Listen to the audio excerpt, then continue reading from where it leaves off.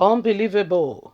Joe Igbokwe again has said what his brothers, the Igbos, can learn from the Yorubas. Very important that they should listen attentively. Hello, my wonderful people, is Joe Igbokwe. This man is originally from the southeastern part of the country. He's been very privileged, very graced. I'm talking about in terms of his political aspiration, that he lives in the southwest, precisely in Lagos, and has been made a special assistant, although not from the southeast, to Governor Babajide Sanwo-Olu. And since then, it just feels like the man is against his very own people. I see no reason why, but I mean, sadly, it is what it is. When in terms of things, the way he speaks about the southeast, anyway, he feels that the Yorubas, I mean, are a great people, which is, I mean, is his opinion, which is true. And he feels the Igbos needs to learn some things from the Yorubas. This is Joe Igbokwe's opinion. You see, please don't forget to give us a thumbs up, subscribe if this is your first time. Let's understand, according to Joe Igbokwe, what the Igbos needs to learn from the Yorubas.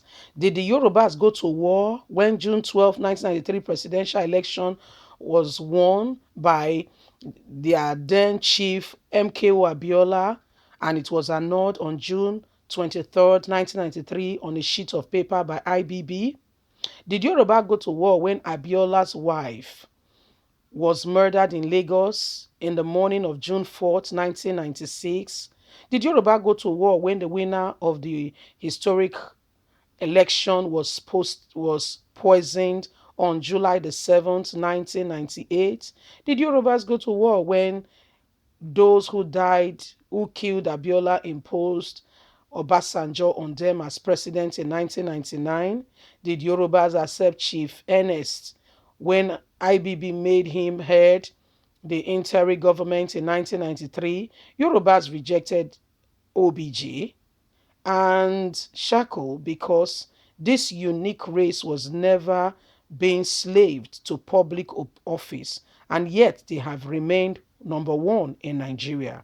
In almost everything, this is wisdom and strategic thinking at work. Those of us who have lived in Yoruba land for years should not only learn how to rap, how to wear ashwebi, eat a wedu soup, or dance their dance and music. We must also learn from their unique things, especially my brothers and sisters from the southeast, where I originally hailed from like the sharing of property to both male and female children. The Yorubas do that very well.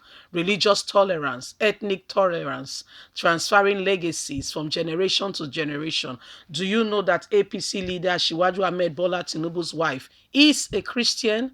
Do you know that former Governor Fashola's wife is a Christian? We can learn a lot from the Yorubas. They are number one in Nigeria, one of the best tribe. I have lived in Yoruba land for a long time, and I know it's God's will, but I would have preferred to be born into a Yoruba family. Yorubas too can learn from Igbos in some areas of thinking: home, business, enterprise, apprenticeship. Igbos do that well. I will not write my people off. A Yoruba woman, a pastor Mrs.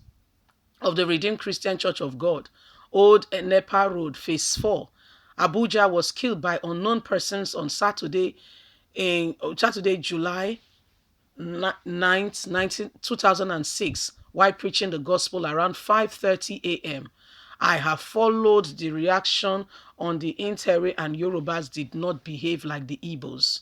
They have been they have been speaking but not preaching hate. They have called for the culprits to be fished out and persecuted and punished.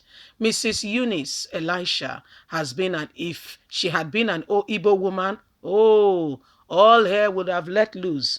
They would have abused and abused Buhari. But Yorubas, not Igbos, kept quiet. This is civilization. This is strategic thinking. I hope our people can learn from civilization. It is not a sign of weakness.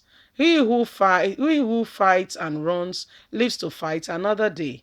Igbos have a great wealth to learn from the Yorubas. So my wonderful people, now so the thing they reach us. So Joy Igbokwe don't send message to all Igbo sons and daughters. Say, make una learn. Please learn from the Yorubas.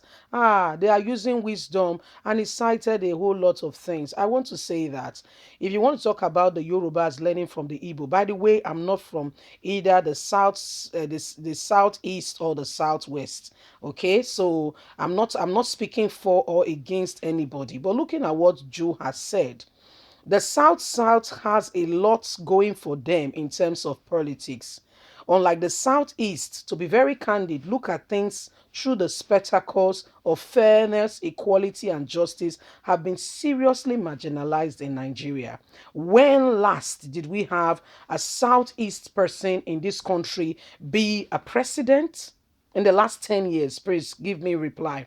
President or vice president, Senate president, or assistant Senate president, attorney general of the federation, or chief justice, or what's it called now, or the chief services, yeah, of whatever, of army, of police, so if you look at it in the last 10 years, I'm not talking about the time of OBJ, I'm talking about in the last 10 years, when last did we have an Igbo man, yeah, be the first number 10 citizen in this country? Let me tell you something. Power gives people opportunity to be able to, speak when they are being oppressed. If you don't have anybody, especially a place like Nigeria, in the aim of affair in this country, you will not understand what is going on. When people call their own uncle and they say the attorney general of the federation is here now, who will listen to you that your uncle is just a permanent secretary? So we need this whole political whatever to be shared equally fairly, so that everybody have a yardstick to government that will enable them speak in favor and in terms of their people. So at the end of the day, it's a win-win for everybody. But when you, for instance, take a very close look at what just happened in Kaduna, if that was, let's be honest, so we're looking through the lens of fairness, equality, and justice, so we are not being partial here. If that, what happened at DVLA in Kaduna, bandits coming and carrying out that atrocity, if that same activity has happened, say that school was in the southeast, please be honest. Don't even mess around with it. Will they not be burning down houses and picking up every child in Imo State? Just a question. Leave us a comment. Let's hear from you. God bless you. Bye for now.